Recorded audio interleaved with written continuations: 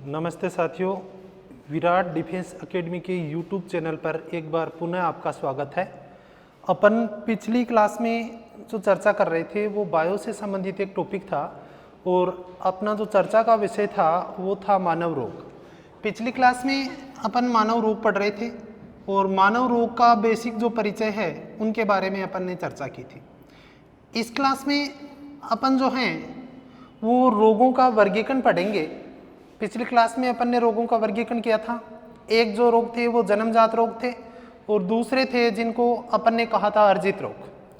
अर्जित या उपार्जित जो रोग थे उनको दो भागों में डिवाइड किया था, एक संक्रामक रोग था और दूसरा असंक्रामक रोग। तो इस क्लास में अपन पढ़ेंगे मानव में होने वाले संक्रामक रोग। मानव में होने वाले जो संक्रामक रोग हैं उनके बारे में अपन विस्तार से चर्चा करेंगे। संक्रामक रोग का मतलब अपन ने देखा था कि ऐसे रोग, अगर डेफिनेशन के रूप में देखा जाए, ऐसे रोग जो एक व्यक्ति से दूसरे व्यक्ति में, ऐसे रोग जो एक व्यक्ति से दूसरे व्यक्ति में फैलते हैं संक्रामक रोग कहलाते हैं। अब संक्रामक जो रोग हैं उनको अगर अपन देखें तो ये जो रोग हैं संक्रामक रोग, ये बैक्टीरिया के द्वारा, जीवाणु के द्वारा, विषाणु के द्वारा, इसके अलावा प्रोटोजोआ के सदस्यों के द्वारा, वो फंजाई यानी कवक के द्वारा होते हैं। सबसे पहले अपने को देखना है कि संक्रामक रोग किस प्रकार से फैलते हैं, किस माध्यम से फैलते हैं। तो ये जो रोग होते हैं संक्रामक रोग, ये एक व्यक्ति से दूसरे व्यक्ति में फैलते हैं। मतलब ए पर्सन से बी पर्सन में और बी पर्सन से ए पर्सन में फैल सकते हैं। फैलने का तरीका क्या है? तो फैलने का जो तरीका है इनका, वो पहला तरीका अपन ने चर्चा किया था कि बाय एयर यानी हवा के माध्यम से फैल सकते हैं। दूसरा अपन ने देखा कि दूषित जल या भोजन के माध्यम से। तीसरा इनका फैलने का जो सिस्टम है वो टच से यानी स्पर्श करने से फैल सकते हैं। और चौथा जो फैलने का सिस्टम है वो होता है लैंगिक संपर्क। कहने का मतलब यह है कि संक्रामक जो रोग हैं वो एक व्यक्ति से दूसरे व्यक्ति में हवा के माध्यम से फैल सकते हैं। जैसे तपेदिक ऐसा रोग है जो हवा के माध्यम से एक व्यक्ति से दूसरे व्यक्ति में फैलता है।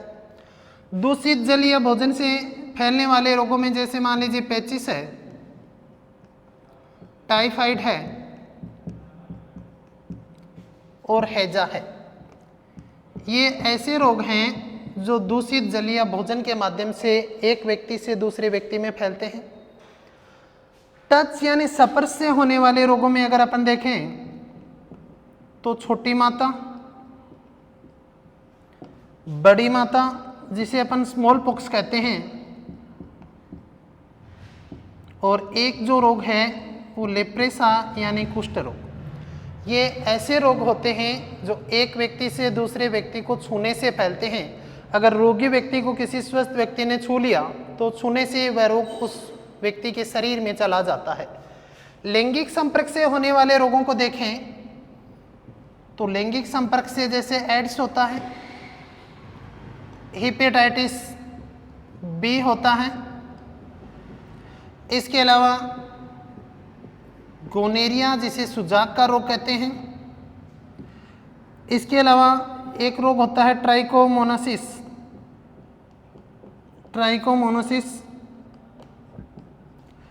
सिफिलिस आदि जो रोग हैं ये लैंगिक संपर्क से एक व्यक्ति से दूसरे व्यक्ति में फैलते हैं। तो अपन पढ़ रहे हैं संक्रामक रोग। संक्रामक रोग का मतलब आप जानते हैं कि ऐसे रोग जो व्यक्ति विशेष से दूसरे व्यक्ति में पहुंचते हैं। ये रोग मुख्यतः बैक्टीरिया के द्वारा, वायरस के द्वारा, प्रोटोजोआ के द्वारा और फंजाई के द्वारा फैलते हैं। अब ये जो संक्रामक रोग हैं एक व्यक्ति से दूसरे व्यक्ति में किन किन माध्यम से फैल सकते हैं, इनकी अपन ने चर्चा की। तो फैलने का जो तरीका है हवा के द्वारा, दूषित जलीय भोजन के द्वारा, स्पर्श के द्वारा और लैंगिक संपर्क के द्वारा एक व्यक्ति से दूसरे व्यक्ति में फैलते हैं। आगे अगर अपन देखें तो जो आर्मी के अंदर जो प्रश्न पूछा जाता है वो काफी बार ये प्रश्न पूछा गया है कि कौन सा रोग दूषित जलीय भोजन से होता है, कौन सा रोग मच्छर से होता है, कौन सा जो रोग होता है ये मक्खी के द्वारा होता है। तो इन प्रकार के जो प्रश्न हैं उनको परीक्षा में करना बहुत आसान होता है, लेकिन अपन लोग इनको अगर ढंग से नहीं पढ़ेंगे तो ये प्रश्न सही नहीं होंगे। तो संक्रामक रोग जो हैं उनमें सबसे पहले अगर देखें तो याद रहे पहला जो प्रश्न बार बार पूछा जाता है वो ये पूछा जाता है कि दूषित जल या दूषित भोजन से होने वाले रोग, दूषित जल या दूषित भोजन से होने वाले रोग। अब दूषित जल या दूषित भोजन से होने वाले जो रोग हैं उनमें मुख्यतः 4-5 रोग हैं जिनको आप एक ट्रिक बताता हूं उससे भी याद कर सकते हैं, क्योंकि कई बार परीक्षा में ये जो ट्रिक वगैरह होती हैं ये अपनी काफ़ी हेल्प करती हैं और प्रश्न जो होता है उसकी प्रकृति को समझने में भी सहायता करती हैं और याद रखने में भी सहायता करती हैं। तो इसके लिए आप याद कर सकते हैं पोटा पे ही है, पोटा पे ही है। अगर इस ट्रिक को आप याद करते हैं कि दूषित जल या भोजन से होने वाले रोगों की ट्रिक क्या है, वैसे भी याद रह जाता है, कोई बड़ी बात नहीं है, लेकिन फिर भी अगर किसी स्टूडेंट के साथ ये समस्या है तो इस तरह से आप लोग उनको याद कर सकते हैं। पोटा पे ही है, यहाँ पर अपने पास जो रोग हैं वो आ रहे हैं 5 रोग। पहला पो शब्द है, पो से जो रोग बनेगा वो बनेगा दोस्तों पोलिया। पोलिया जो रोग है ये दूषित जलीय भोजन के माध्यम से संचरण करता है, फैलता है। दूसरा है स्टा शब्द से अपन बनाएंगे टाइफाइड, जिसे अपन सामान्य भाषा में कहते हैं म्यादी बुखार। म्यादी बुखार या मोती जरा है, यानी जो टाइफाइड होता है ये दूषित जल के माध्यम से फैलने वाला रोग होता है। उसके बाद में पे शब्द से जो रोग बनाएंगे वो बनाएंगे पैचिस। पैचिस रोग है, ये प्रोटोजोआ का एक सदस्य होता है एंट अमीबा। एंट अमीबा की एक जाति के कारण होता है। इस रोग में आंत प्रभावित होती हैं, आंत प्रभावित होने के कारण रोगी को उल्टी और दस्त लगते हैं। इस प्रकार का जो रोग है वो पैचिस रोग कहलाता है और ये दूषित जलीय भोजन के माध्यम से फैलता है। उसके बाद में अपना जो शब्द आ रहा है वो आ रहा है ही से अपन बनाएंगे हिपेटाइटिस। हिपेटाइटिस जिसे अपन कहते हैं पीलिया, जिसे जॉन्डिस भी कहा जाता है। इस रोग में मोस्टली लीवर प्रभावित होता है और ये जो रोग है ये भी दूषित जलीय भोजन के माध्यम से फैलता है। अंतिम अपने पास आ रहा है तो हे से अपन बनाएंगे हेजा, जिसे कॉलेरा भी कहा जाता है। हेजा मोस्टली गर्मियों के अंदर होता है, विब्रियो कोलेरी नामक बैक्टीरिया के कारण होता है और ये बैक्टीरिया सामान्यतः उच्च ताप पर सक्रिय रहता है। इस रोग में भी रोगी को उल्टी दस्त होते हैं। तो इन रोगों को फैलाने का जो काम करेगा, उसके लिए जो माध्यम का काम करेगा वो दूषित जल या भोजन होगा। दूषित जल या भोजन के माध्यम से ये रोग फैलते हैं और आर्मी के अंदर स्पेशल रूप से ध्यान रखना, इसको मैं इम्पोर्टेंट लगाता हूँ क्योंकि ये प्रश्न पूछा जाता है, बार बार पूछे जाने वाला प्रश्न है। बिल्कुल इजी प्रश्न है लेकिन अपन इसको गलत कर देते हैं। तो ये ध्यान रहे कि अगर आप ट्रिक से याद करना चाहते हैं तो वैसे ट्रिक से कर लो, वरना आप आसानी से समझ सकते हैं कि जो पोलिया है, टाइफाइड है, पैचिस है, हिपेटाइटिस है और हैजा है, ये जो रोग हैं मोस्टली ये रोग दूषित जलीय भोजन के माध्यम से फैलते हैं।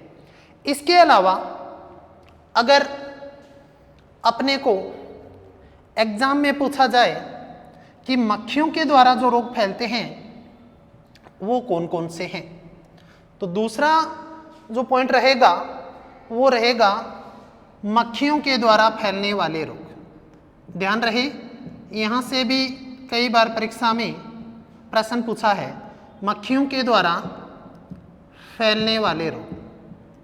मक्खियों के द्वारा जो रोग है उनमें सबसे पहले अपन देखेंगे कि जो घरेलू मक्खी होती है ये किन किन रोगों का संचरण करती है।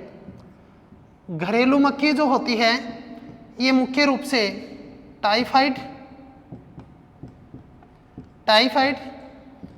पेचिस, हैजा और अतिसार यानी दस्त के लिए उत्तरदायी होती है। अब यही प्रश्न परीक्षा में पूछा गया था कि अपनी जो घरेलू मक्खी होती है वो किन किन रोगों का फैलाव करती है, फैलाने का काम करती है, तो टाइफाइड घरेलू मक्खी फैलाती है, पेचिस, हैजा और अतिसार। इसके अलावा मक्खी की एक और प्रजाति होती है सीसी मक्खी। सीसी जो मक्खी होती है ये निद्रा रोग के लिए उत्तरदायी होती है। निद्रा रोग में ये जो मक्खी होती है ये रोग वाहक का काम करती है, वेक्टर का काम करती है। एक और मक्खी की जाति है जिसे अपन कहते हैं रेत मक्खी। रेत मक्खी यानी सैंड फ्लाई। सैंड फ्लाई जो होती है ये एक महत्वपूर्ण रोग है, कालाजार रोग, जिसे अपन डमडम बुखार भी कहते हैं। इस कालाजार रोग के लिए उत्तरदायी है। तो यहाँ से भी परीक्षा में प्रश्न बन सकता है कि मक्खियों के द्वारा जो रोग होते हैं वो कौन कौन से होते हैं। तो अपन ने 3 प्रकार की मक्खियों की जातियों के बारे में चर्चा की। एक तो घरेलू मक्खी के बारे में, घरेलू मक्खी के द्वारा टाइफाइड का रोग वाहक होगा, पेचिस, हैजा, अतिसार और दस्त, ये जो रोग हैं इनको फैलाने का काम घरेलू मक्खी करती है। दूसरा अपन ने देखा सीसी मक्खी, ये निद्रा रोग यानी स्लीपिंग सिकनेस जो रोग होता है प्रोटोजोआ संघ के एक सदस्य के द्वारा, उसको फैलाने का काम करेगी। तीसरा अपन ने देखा सैंड फ्लाई यानी रेत मक्खी। ये सैंड फ्लाई कालाजार नामक रोग जो लिस्मानिया नामक प्रोटोजोआ के कारण होता है को फैलाने का कार्य करती है। तो यहाँ पर अपन ने 2 चीज देखा और मोस्टली प्रश्न दोनों यहीं से ही पूछे जाते हैं कि दूषित जल या भोजन से होने वाले रोग कौन कौन से हैं और मक्खियों के द्वारा जो रोग फैलाए जाते हैं वो कौन कौन से हैं। इसके अलावा अपने को एग्जाम में प्रश्न ये भी कर सकता है कि जो मच्छर होते हैं, मच्छर के द्वारा होने वाले रोग, मच्छरों के द्वारा जो रोग फैलते हैं उनकी अगर बात करें तो आर्मी के लेवल में ये प्रश्न उचित रहता है कि मच्छर से होने वाले रोग भी आपको पूछे जा सकते हैं। पीछे के एग्जाम का अगर आप अध्ययन करेंगे पेपर का तो आप अच्छी तरीके से परिचित हो जाएंगे कि यहाँ से कई बार प्रश्न को बनाया है और परीक्षा में पूछा भी है। तो अगला जो तीसरा पॉइंट इनमें देखते हैं वो देखते हैं मच्छरों से होने वाले रोग। मच्छरों से होने वाले रोग में भी आपको ध्यान रखना है कि मच्छरों से जो रोग होते हैं वो कौन कौन से हैं। तो मच्छरों से होने वाले रोग में आप सभी जानते होंगे कि जो मलेरिया बुखार होता है वो मच्छर के द्वारा होता है और जिस मच्छर के द्वारा ये फैलता है उसका नाम है मादा एनाफिलीज मच्छर, जबकि इस रोग का जो रोग कारक होता है वो प्लाज्मोडियम होता है और प्लाज्मोडियम प्रोटोजोआ संघ का एक सूक्ष्म जीव होता है।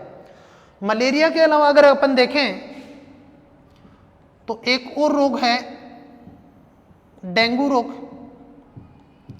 ये मादा एडिज एजिप्टाई नामक मच्छर के द्वारा फैलता है और आर्बो वायरस से होने वाला रोग है। इस रोग को अपन हड्डी तोड़ बुखार कहते हैं। मलेरिया के अलावा आपने डेंगू देखा, डेंगू के अलावा अल्फा वायरस से एक और रोग होता है चिकनगुनिया रोग। चिकनगुनिया जो रोग होता है इसको फैलाने का काम भी मच्छर ही करते हैं। तो 3 रोग हो गए, मलेरिया, डेंगू और चिकनगुनिया। इसके अलावा अगर अपन देखें तो एक और डिजीज का नाम सामने आता है, जापानी मस्तिष्क शोथ रोग। जापानी मस्तिष्क शोथ जो रोग होता है इसका वेक्टर भी मच्छर होता है। इसके अलावा अगर अपन देखें तो पित्त जबर यानी पीला जो बुखार है वो भी मच्छर के द्वारा फैलता है। तो मच्छर से होने वाले रोगों के बारे में अपने को एग्जाम में यही क्वेश्चन बनेगा कि अमुक में से कौन सा रोग मच्छर के द्वारा नहीं फैलता है। 3 ऑप्शन यहाँ से उठाएगा और 1 ऑप्शन दूसरा डालेगा। तो ये भी आपको याद रखना है कि मच्छर से होने वाले रोग कौन से हैं। मच्छर से होने वाले रोग आप सभी जानते हैं, मलेरिया मादा एनाफिलीज मच्छर के कारण होता है, डेंगू मादा एडिज इजिप्टाई मच्छर के कारण होता है जिसे अपन लोग टाइगर मच्छर भी कहते हैं, चिकनगुनिया जापानी इन्फेटिस यानी मस्तिष्क शोथ और पित्त जबर येलो फीवर, ये जो डिजीजेज हैं ये मोस्टली मच्छर से फैलते हैं। इसके अलावा अगर अपन देखें कि ऐसे कौन से रोग हैं जिनके बारे में अपन पहले भी चर्चा कर चुके हैं, जो लैंगिक संपर्क से फैलते हैं। लैंगिक संपर्क से जो रोग फैलते हैं वो कौन कौन से हैं? तो एक तो चिर परिचित रोग है आपका एड्स। इसके अलावा हेपेटाइटिस बी, ये भी लैंगिक संपर्क से फैलने वाला रोग है। इसके अलावा अगर अपन देखें तो एक और रोग आता है गोनेरिया रोग, जिसे अपन सुजाक भी कहते हैं। निसीरियाई गोनेरी नामक बैक्टीरिया के कारण होने वाला रोग है। जननांग प्रभावित होते हैं, जननांगों में फोड़े और फूंसी उत्पन्न हो जाती हैं। इस प्रकार का जो लैंगिक संपर्क से होने वाला रोग है उसे अपन गोनेरिया या सुजाक के नाम से जानते हैं। इसके अलावा एक और रोग मिलता है सिफिलिस रोग। सिफिलिस जो रोग होता है दोस्तों वो भी लैंगिक संपर्क से होता है। और एक जो रोग होता है, ये जो रोग है ये है ल्यूकोरिया, जिसे ट्राइकोमोनिसिस भी कहा जाता है। मुख्य रूप से लैंगिक संपर्क से होता है और महिलाओं के अंदर होता है, फीमेल के अंदर ये रोग होता है। फीमेल में मोस्टली जननांग प्रभावित होते हैं और जनन मार्ग से श्वेत द्रव्य का स्राव होता है। इस प्रकार का जो रोग है इसे अपन श्वेत प्रदर रोग भी कह देते हैं या फिर ल्यूकोरिया रोग भी बोल दिया जाता है। तो लैंगिक संपर्क से जो रोग होते हैं उसमें एड्स है, हेपेटाइटिस बी है, गोनेरिया या सुजाक का रोग है, इसके अलावा सिफिलिस रोग है और ल्यूकोरिया रोग है। अब अगर अपने को पूछे कि साहब टच से कौन से रोग होते हैं, ये तो लैंगिक संपर्क होगा। अब अगर अपने को पूछे कि संपर्क से यानी टच से यानी छूने से जो रोग होते हैं वो कौन कौन से रोग है। छूने से होने वाले रोग में मोस्टली जो रोग आता है आपका वो आता है छोटी माता, छोटी माता, बड़ी माता और कुष्ठ। छोटी माता, बड़ी माता और कुष्ठ। छोटी माता को अपन कहते हैं चिकन पॉक्स, चिकन पॉक्स। बड़ी माता को कहते हैं स्मॉल पॉक्स, स्मॉल पॉक्स। और कुष्ठ को कहते हैं लेप्रेसा। तो ये जो 3 रोग आपके सामने हैं मुख्यतया ये छूने से होते हैं, टच से होने वाले रोग हैं। इसके बाद में अगर अपन इस टॉपिक में आगे बढ़ें तो संक्रामक रोग के बारे में मैंने आपको बताया है कि ये रोग मुख्यतया प्रोटोजोआ से, जीवाणु से, कवक से और वायरस से होने वाले रोग हैं। अब अपन एक एक करके पढ़ेंगे। प्रोटोजोआ जनित रोग पढ़ेंगे, वायरस जनित रोग पढ़ेंगे, कवक जनित रोग पढ़ेंगे और बैक्टीरिया जनित रोग पढ़ेंगे। सबसे बड़ी समस्या कहाँ पर उत्पन्न होती है? सबसे बड़ी समस्या उत्पन्न होती है कि अधिकांश विद्यार्थी इस बात का पता लगाने में असफल रहते हैं कि कौन सा रोग प्रोटोजोआ से होता है, कौन सा वायरस से होता है, कौन सा बैक्टीरिया से होता है। क्योंकि बहुत सारे जो रोग हैं वो एक प्रश्न के रूप में जब आते हैं तो अपने सामने एक समस्या आती है। उस समस्या का बहुत ही आसान हल है, 4 ट्रिक हैं। 4 ट्रिक अगर आप अपनाते हैं तो जिंदगी में आपका यहाँ से जो प्रश्न पूछा जाएगा वो कभी गलत नहीं होगा। तो चलिएगा अपन एक एक करके देखते हैं कि कौन सी ट्रिक है, कहाँ पे अपने को काम लेनी है, कैसे प्रश्न जब आता है तो अपन उत्तर की तह तक पहुँचते हैं। तमाम प्रकार की बातें अपन नेक्स्ट बिंदु के अंतर्गत करेंगे। तो संक्रामक रोग में सबसे पहले जो रोग पढ़ेंगे अपन वो पढ़ेंगे दोस्तों प्रोटोजोआ से होने वाले रोग। यानी प्रोटोजोआ जो एक कोशीय जीवों का एक संघ है, इसमें अनेक सूक्ष्म जीव आते हैं और अधिकांश जीव पानी में रहते हैं और मोस्टली रोग फैलाने का काम करते हैं। इतने सूक्ष्म जीव होते हैं कि अपन इन्हें अपनी नंगी आंखों के द्वारा नहीं देख पाते और उस संघ का नाम है प्रोटोजोआ, जिसका नाम गोल्डफिश नामक वैज्ञानिक ने दिया था। चलिएगा अपन बात करते हैं मनुष्य में जो संक्रामक रोग होते हैं ये किन किन जीवों के समूह से होते हैं।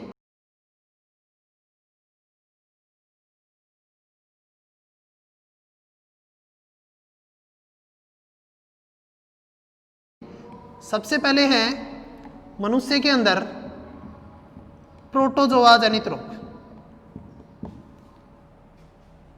प्रोटोजोआ जनित रोग पहला पड़ाव तो अपना यही है कि अपने को यह पता होना चाहिए कि प्रोटोजोआ जनित रोग होते कौन कौन से हैं। जब तक अपने को यही नहीं पता होगा तो अपन आगे बढ़ने की कल्पना भी नहीं कर सकते, सोच भी नहीं सकते। तो इसके लिए आप एक ट्रिक की सहायता ले सकते हैं, क्योंकि ट्रिक जो होती हैं ये कुछ समय के लिए होती हैं, याद होने के बाद में ऑटोमेटिक दिमाग से चली जाती हैं और इसकी सहायता से अपन किसी फैक्ट को, किसी प्रश्न को पूरी तरह से याद कर सकते हैं। यहाँ पे जो ट्रिक है याद रहे वो ट्रिक है सोने पे काम पालो। सोने पे काम पालो ट्रिक जो होती है ये संक्षिप्त में होनी चाहिए, लंबी चौड़ी नहीं होनी चाहिए, क्योंकि लंबी चौड़ी ट्रिक याद करे इतने में वो विद्यार्थी उस प्रश्न को भी याद कर सकता है।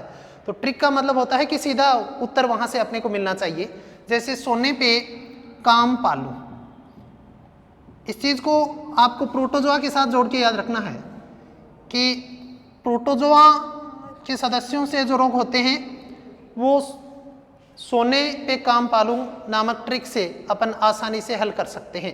अब अपन यहाँ पर देखेंगे कि ये जो मैंने वाक्य लिखा है सोने पे काम पालू, इसमें एक पहला होगा सोने, दूसरा पे का, उसके बाद में मैं से रोग बनेगा, पा से रोग बनेगा और लू से रोग बनेगा। सबसे पहले मैं चर्चा करता हूं इस शब्द के। सोने का मतलब है सोने की बीमारी, सीधा ही रोग बन गया सोने की बीमारी। और इस सोने की बीमारी को अपन लोग कहते हैं अफ्रीका निद्रा रोग।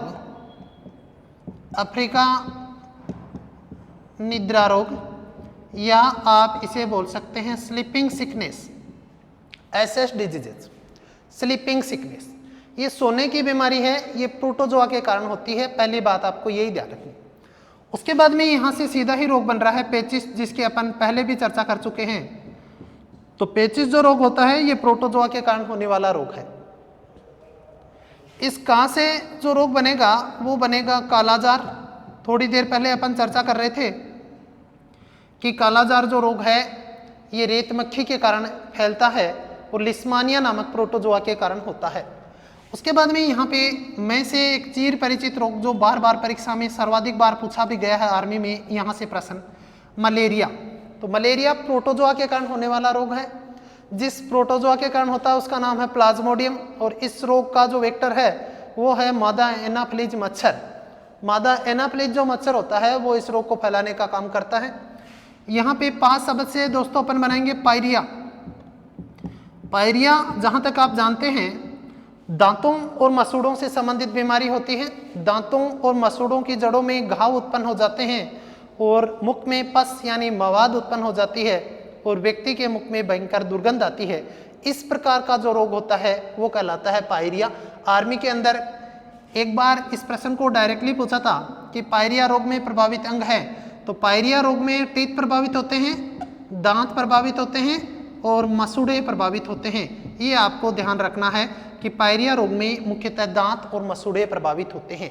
अंत में जो लू लिखा है उससे जो रोग बनेगा वो होगा दोस्तों ल्यूकोरिया। ल्यूकोरिया जो रोग होता है ये एक लैंगिक संपर्क से होने वाला रोग है और इस रोग में मुख्यतः महिलाएं प्रभावित होती हैं, जनन तंत्र प्रभावित होता है और जनन तंत्र प्रभावित होने से श्वेत द्रव्य का स्राव होता है। इस प्रकार का जो रोग होता है वो ल्यूकोरिया रोग कहलाता है। ध्यान रहे यहाँ से मिलता जुलता एक और भी रोग है जिसके बारे में भी कई बार एग्जाम में पूछा गया है, वो है ल्यूकेमिया। ल्यूकेमिया और ल्यूकोरिया में रात दिन का अंतर है, बहुत ही अलग रोग है ल्यूकोरिया और ल्यूकेमिया।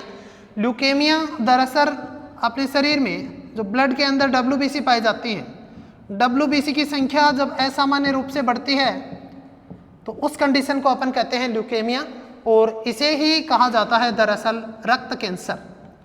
ब्लड कैंसर के लिए जो मेडिकल टर्म्स है वो है ल्यूकेमिया।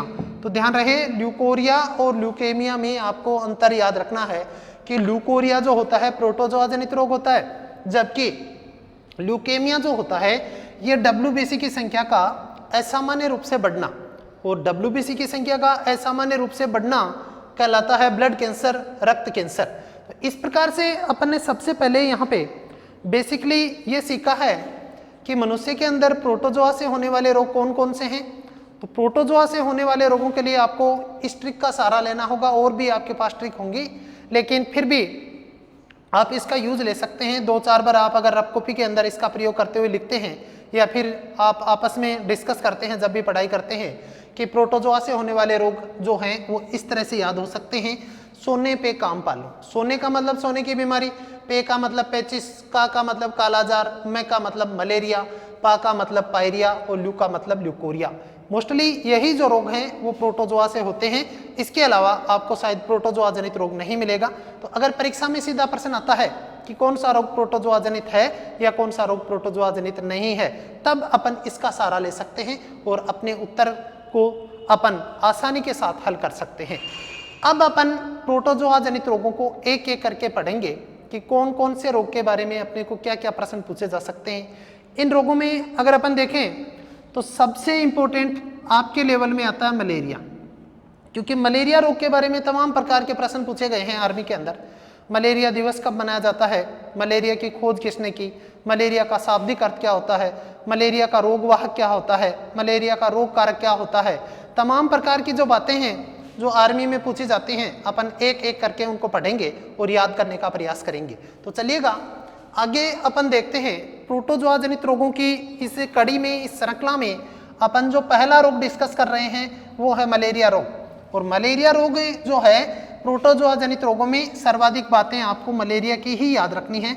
अन्य रोगों के बारे में या तो आपको पूछेगा ही नहीं, और पूछेगा तो कोई सीधी बात पूछेगा जिनके बारे में अपन चर्चा करेंगे।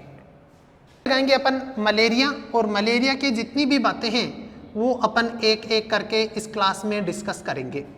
मलेरिया रोग, पहली बात है मलेरिया जो शब्द है ये 2 शब्दों से मिलकर बना है, मेल प्लस एरिया। मेल का मतलब होता है गंदा या दूषित, एरिया से बन गया एयर यानी वायु।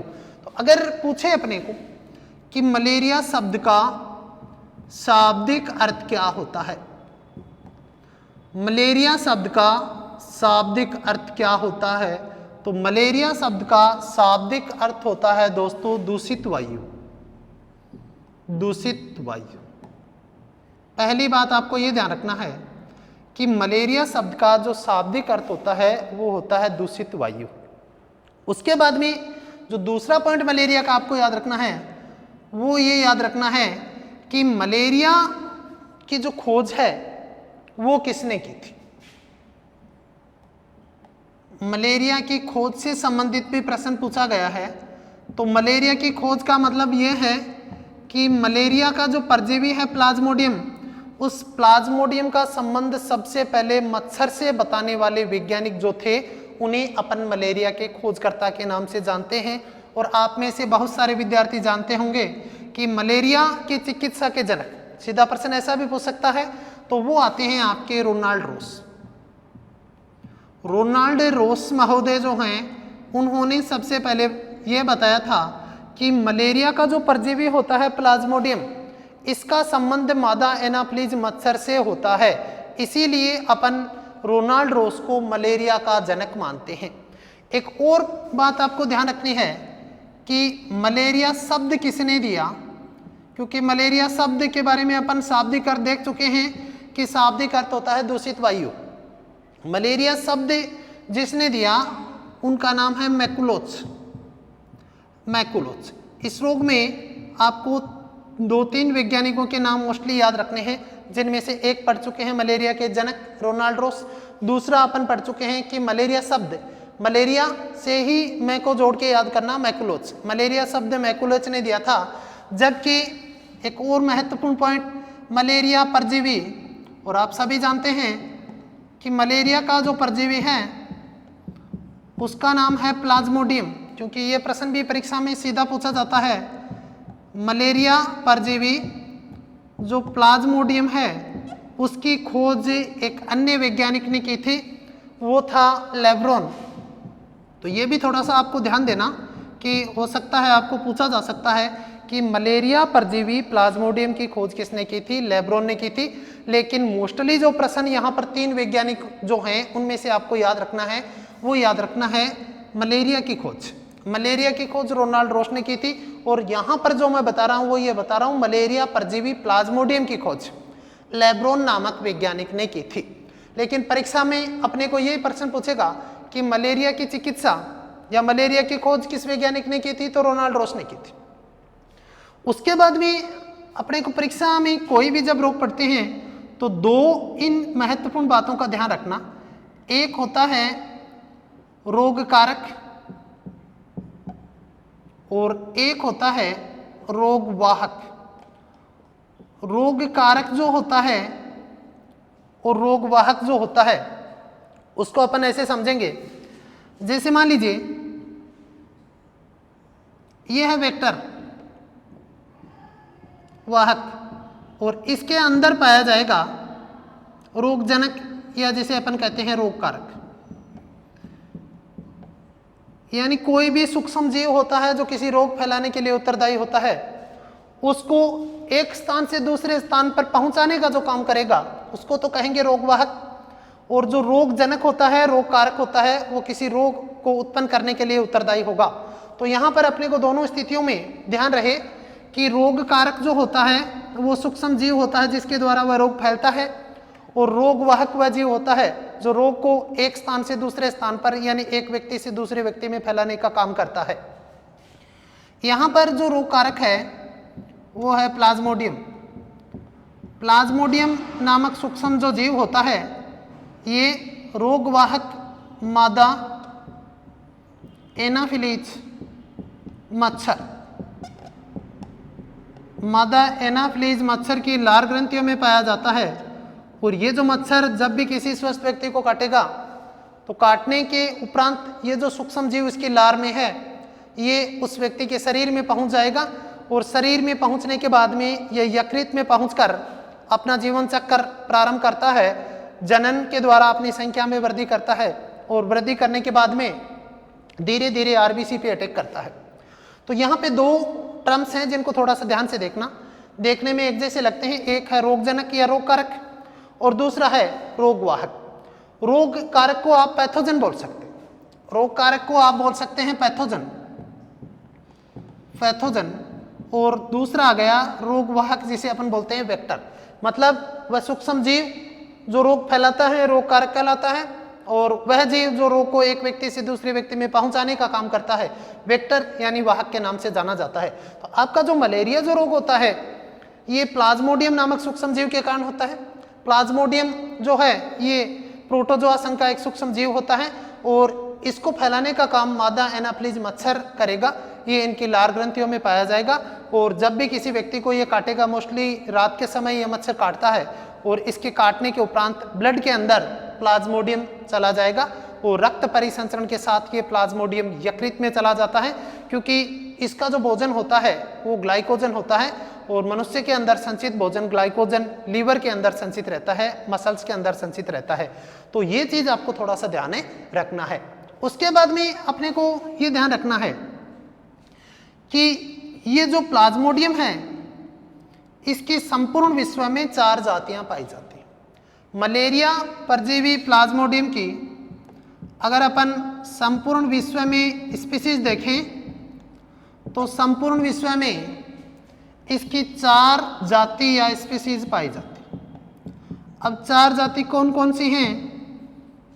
सबसे पहले इसकी जो पहली जाति है, मैं प्लाज्मोडियम को पी से डोनेट कर रहा हूं, प्लाज्मोडियम ऑवेरी। दूसरी जो जाति है वो है प्लाज्मोडियम मलेरी। तीसरी जाति जो है वो है प्लाज्मोडियम वाइवैक्स, प्लाज्मोडियम वाइवैक्स। और चौथी और सबसे खतरनाक जो जाति है वो है प्लाज्मोडियम फैल्सीफेरम। ये 4 जातियां पाई जाती हैं संपूर्ण विश्व में प्लाज्मोडियम की। अब इनमें से मोस्ट कॉमन स्पीसीज मलेरिया के लिए सामान्य रूप से जो उत्तरदायी है वो है प्लाज्मोडियम वाइवैक्स, क्योंकि सामान्यतः जो मलेरिया होता है वो वाइवैक्स के संक्रमण से होता है। और प्लाज्मोडियम फैल्सीफेरम सबसे घातक जाति, फैटल स्पीसीज, सबसे घातक जो जाति है वो है प्लाज्मोडियम फैल्सीफेरम। और ये अगर किसी व्यक्ति को शरीर में पहुंच जाता है तो ये मोस्टली आरबीसी को नष्ट करता है। आरबीसी को नष्ट करने से रोगी का जो मूत्र है उसका कलर हो जाता है ब्लैक, इसलिए इस रोग को कहते हैं काला पानी का बुखार। काला पानी का बुखार याद रहे, परीक्षा में पूछेगा काला पानी का बुखार प्लाज्मोडियम की किस जाति के कारण होता है? फैल्सीफेरम के कारण होता है। इसके अलावा इसे दिमागी बुखार भी बोला जाता है, दिमागी बुखार, और इसमें व्यक्ति की मृत्यु हो सकती है। तो ये जो 4 जाति हैं ये प्लाज्मोडियम की हैं। इनमें से एक है प्लाज्मोडियम ओवेरी, दूसरी है प्लाज्मोडियम मलेरी, तीसरी है प्लाज्मोडियम वाइवैक्स और चौथी है प्लाज्मोडियम फैल्सीफेरम। ध्यान रहे, परीक्षा में पूछेगा कि मादा एनाफ्लिज जो मच्छर है वो किस रोग का वाहक है? मलेरिया रोग का वाहक है। मलेरिया रोग का रोग कारक का क्या नाम है? प्लाज्मोडियम। और प्लाज्मोडियम की संपूर्ण विश्व में कितनी जाति पाई जाती हैं? 4 जाति पाई जाती हैं, क्रमशः Plasmodium ovary, Plasmodium malariae, Plasmodium vivax और चौथी और सबसे खतरनाक जाति प्लाज्मोडियम फैल्सीफेरम है। और इसके संक्रमण से काला पानी का बुखार या दिमागी बुखार होता है। उसके बाद में अगर अपन देखें कि मलेरिया जो रोग है उसमें प्रभावित अंग कौन से होते हैं? मलेरिया के अंदर मुख्यतः आरबीसी नष्ट होते हैं, वह स्प्लीन यानी प्लीहा प्रभावित होता है जिसे अपन तिल्ली भी कहते हैं। इसके अलावा अपना जो लीवर होता है, यकृत जो होता है, ये आकार में बढ़ जाता है, लीवर आकार में बढ़ जाता है। तो मुख्य रूप से अपनी बॉडी के 3 जो पार्ट हैं वो प्रभावित होते हैं। आरबीसी नष्ट होती हैं, स्प्लीन प्लीहा या तिल्ली प्रभावित होती हैं और लीवर प्रभावित होता है। अब अपने को अगर पूछे कि साहब किसी व्यक्ति के अंदर अगर मलेरिया हो जाता है तो आजकल तो बहुत सारी मेडिसिन उपलब्ध हैं, लेकिन एक चिर परिचित जो दवाई है जिनके बारे में अपने को परीक्षा में पूछता है कि मलेरिया के उपचार में आने वाली जो दवाई है वो मुख्यतः कौन सी दवाई है? तो दोस्तों मलेरिया के उपचार में जो दवाई आती है वो मुख्यतः आपका कुनेन की गोली है और ये सिनकोना नामक औषधीय वृक्ष से प्राप्त होती हैं। और ये जो सिनकोना है ये पेरू देश का स्थानीय वृक्ष है। तो कुछ बातें जो आपको याद रखनी है, आपके आर्मी लेवल में पूछ सकता है, सीधे प्रश्न अगर पूछता है तो वहीं से ही आते हैं ज़्यादातर एग्जाम में। तो उपचार अगर देखें कि मलेरिया के उपचार के लिए अपने को क्या साधन अपनाने चाहिए, ऐसी कौन सी दवाई हैं जिनसे मलेरिया रोग से छुटकारा मिलता है, तो उसमें आपको एक ध्यान रखना है, कुनेन की गोली, कुनेन। और कुनेन जो है ये एक औषधीय वृक्ष है, सिनकोना। सिनकोना जो औषधीय वृक्ष हैं उस वृक्ष की छाल से प्राप्त होती हैं। ये बात ध्यान रखना, ये प्रश्न भी पूछ सकते हैं कि कुनेन की गोलियां सिनकोना वृक्ष के किस भाग से प्राप्त होती हैं, जड़ से प्राप्त होती हैं, तने से प्राप्त होती हैं, या फिर पत्ती से प्राप्त होती हैं, या फिर छाल से प्राप्त होती हैं। तो सिनकोना की छाल से प्राप्त होती हैं और जिन्हें अपन कहते हैं कुनेन की गोलियां। इसके अलावा एक और दवाई जो हाल ही में चर्चा में रही है कोविड-19 के दौरान, क्योंकि कोरोना के मरीजों के उपचार के लिए उसका परीक्षण किया गया, हालांकि परीक्षण सफल भी रहा था बहुत सारे लोगों में, वो है हाइड्रोक्सीक्लोरोक्विन।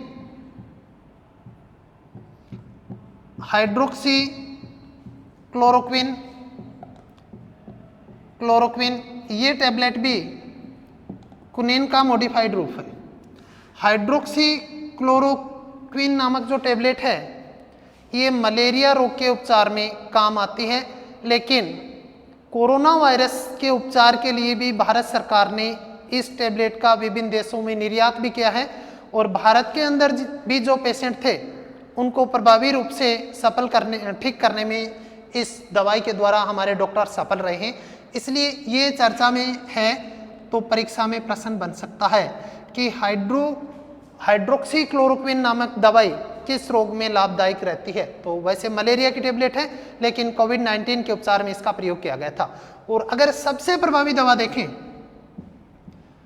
मलेरिया की सबसे प्रभावी दवा देखें तो वो आती है दोस्तों डेराफ्रेम नामक जो टैबलेट आती है, ये मलेरिया रोग में काफ़ी लाभदायक रहती है। ये बेसिक नॉलेज के लिए बता देता हूँ, हालांकि आर्मी जैसे एग्जाम में ऐसे प्रश्न नहीं पूछे जाते हैं, फिर भी आपके नॉलेज में होना चाहिए कि कुनेन की गोली सिनकोना की छाल से, हाइड्रोक्सीक्लोरोक्विन ये भी मलेरिया के उपचार में। इसके अलावा सबसे प्रभावी जो दवा है वो है आपका डेराफ्रेम। उसके बाद में अगर अपन देखें कि मलेरिया से बचने के लिए अपने को मच्छरों पे नियंत्रण करना जरूरी होता है, क्योंकि आप जानते हैं कि मलेरिया का फैलाव जो करते हैं वो मच्छर करते हैं, जिनमें मादा एनाफिलिस मच्छर है। तो अब इन मच्छरों को मारने के लिए मोस्टली डीडीटी का प्रयोग किया जा सकता है, लेकिन जहाँ पर भी गंदा पानी है उसमें अपन कुछ फिशेज हैं, कुछ मछलियाँ हैं, जिनमें एक मछली है आपकी गैम्बूसिया। ये गैम्बूसिया जो मछली होती है ये मच्छरों के लार्वा का भक्षण करके मच्छरों की संख्या का नियंत्रण करती है। तो ये प्रश्न भी आपको पूछा जा सकता है कि मलेरिया नियंत्रण के लिए कौन सी मछली काम में ली जाती है, गैम्बूसिया, और इसके साथ एक मछली का और भी उपयोग होता है ट्राउट। ये भी एक मछली है, ट्राउट नामक मछली का प्रयोग भी मच्छरों के लार्वा के नियंत्रण के लिए किया जाता है। तो ये गैम्बूसिया और जो ट्राउट हैं ये भी आपके ध्यान में होना चाहिए कि मलेरिया नियंत्रण में अपन इनका प्रयोग करते हैं। गैम्बूसिया और जो ट्राउट मछली हैं ये मच्छरों के लार्वा का भक्षण करती हैं, और इनके लार्वा का भक्षण जो है, भक्षण होने से क्या होगा कि मच्छर पैदा नहीं होंगे, और मच्छर पैदा नहीं होंगे तो मलेरिया रोग पे प्रभावी नियंत्रण किया जा सकता है। उसके बाद में इस रोग में अपने को जो पूछेगा वो पूछेगा कि अपने देश भारत में मलेरिया नियंत्रण कार्यक्रम कब चलाया गया। तो याद रहे दोस्तों, भारत में मलेरिया नियंत्रण कार्यक्रम सन 1953 में चलाए गए। ये प्रश्न भी आपको पूछा जा सकता है कि मलेरिया नियंत्रण कार्यक्रम भारत में कब चलाया गया था। तो मलेरिया नियंत्रण कार्यक्रम भारत में 1953 में चलाया गया था। तो ये जो बातें अपन ने यहाँ पे डिस्कस की हैं ये मलेरिया से संबंधित हैं, और अपने को एग्जाम में मलेरिया से संबंधित एक क्वेश्चन पूछा जाता है।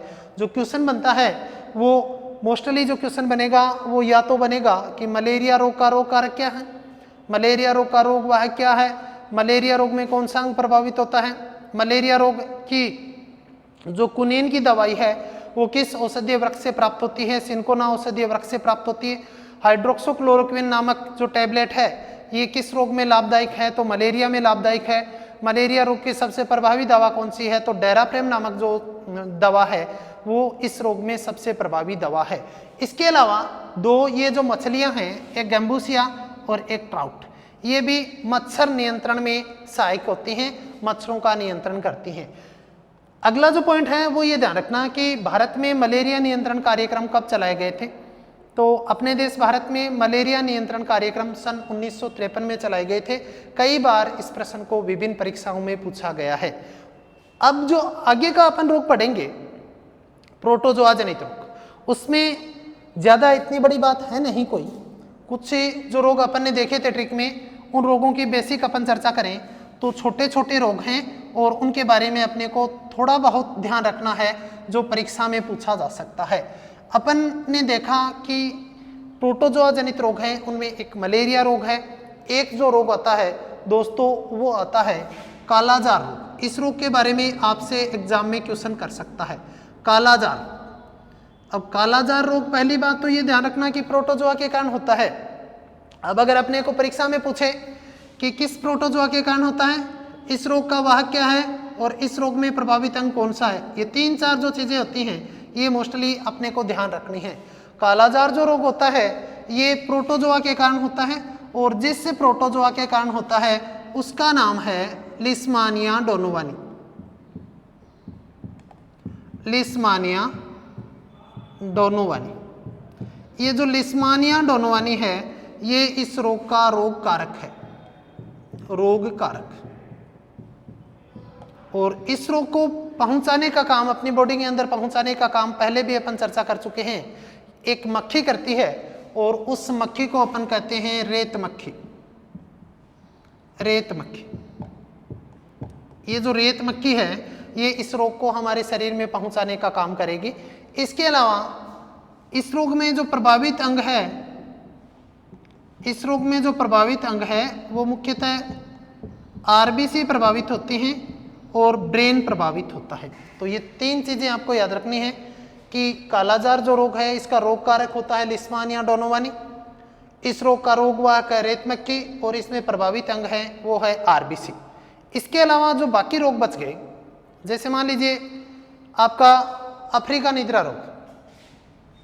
अगला जो रोग है वो है अफ्रीका निद्रा रोग। अब इस अफ्रीका निद्रा रोग को ही अपन लोग बोल देते हैं स्लीपिंग सिकनेस। स्लीपिंग सिकनेस, सोने वाला बुखार। स्लीपिंग सिकनेस ये भी प्रोटोजोआ के कारण होता है और जिस प्रोटोजोआ के कारण होता है उसका नाम है ट्रिपेनोसोमा। ट्रिपेनोसोमा नामक जो प्रोटोजोआ है इसके कारण ये रोग होता है और इसका जो वेक्टर है, वाहक है, वो भी एक मक्खी है, उसको अपन लोग कहते हैं सीसी मक्खी।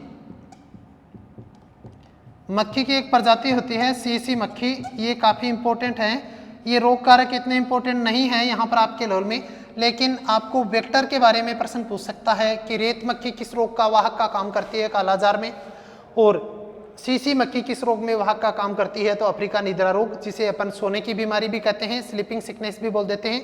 और इस रोग में अगर अपन प्रभावित अंग देखें तो इसमें प्रभावित अंग मोस्टली नर्वस सिस्टम प्रभावित होता है, तंत्रिका तंत्र, और तंत्रिका तंत्र का ही मुख्यतः जो पार्ट प्रभावित होता है वो ब्रेन प्रभावित होता है, मस्तिष्क प्रभावित होता है। मस्तिष्क के प्रभावित होने से व्यक्ति को, रोगी व्यक्ति को लगातार नींद आती है और 24 घंटे में से 18 से 20 घंटे तक वो व्यक्ति सोने का काम करता है, इसीलिए इस रोग का नाम है स्लीपिंग सिकनेस। इसके अलावा जो छोटे मोटे 2-3 रोग और बच गए, वो उनके अलावा जितने भी वायरस से होने वाले रोग हैं उनकी चर्चा अपन आगे जो नेक्स्ट क्लास होगी उसमें करेंगे। आज के लिए बस इतना ही। Thank you.